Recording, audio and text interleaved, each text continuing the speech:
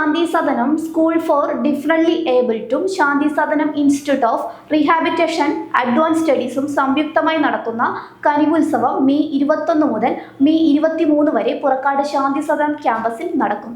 Perambra MLA Fathima Thahiliya മുഖ്യ അതിഥിയാകുന്ന പരിപാടിയിൽ Koyilandy MLA advocate K. Praveen Kumar ഉദ്ഘാടനം നിർവഹിക്കും.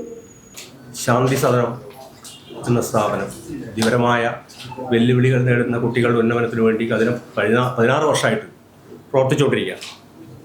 ഈ ഒരു സംരംഭം ഏതെങ്കിലും പ്രാദേശിക തലത്തിൽ ഒതുങ്ങി നിൽക്കാതെ കേരളത്തിലെ ഭിന്നശേഷിക്കാരായ കുടുംബങ്ങൾ അനുഭവിക്കുന്ന പ്രശ്നങ്ങൾ, ആ പ്രശ്നങ്ങൾക്കുള്ളൊരു പരിഹാരം എന്ന നിലക്ക് 1000 ഭിന്നശേഷിക്കാർക്ക് അവരുടെ സംരക്ഷണവും അവരുടെ പുനരധിവാസവും ഒക്കെ ലക്ഷ്യമാക്കിക്കൊണ്ട് സംഘടിപ്പിച്ചിട്ടുള്ള ഈ ഒരു പുതിയ സംവിധാനത്തിൻ്റെ സന്ദേശം പൊതുസമൂഹത്തിലേക്കും കേരളത്തിലെ വ്യത്യസ്തമായ ഭിന്നശേഷി കുടുംബങ്ങളിലേക്കും എത്തിക്കുക എന്ന ഉദ്ദേശത്തോടു കൂടിയാണ് കനിവുത്സവം അതിരുകളില്ലാത്ത സ്നേഹത്തിൻ്റെ 3 ദിനങ്ങൾ എന്ന പേരിൽ എന്നൊരു ക്യാപ്ഷനിൽ കനിവുത്സവം എന്നൊരു പരിപാടി സംഘടിപ്പിക്കാൻ മാനേജ്മെൻറ്റ് കമ്മിറ്റി തീരുമാനിച്ചിട്ടുള്ളത്.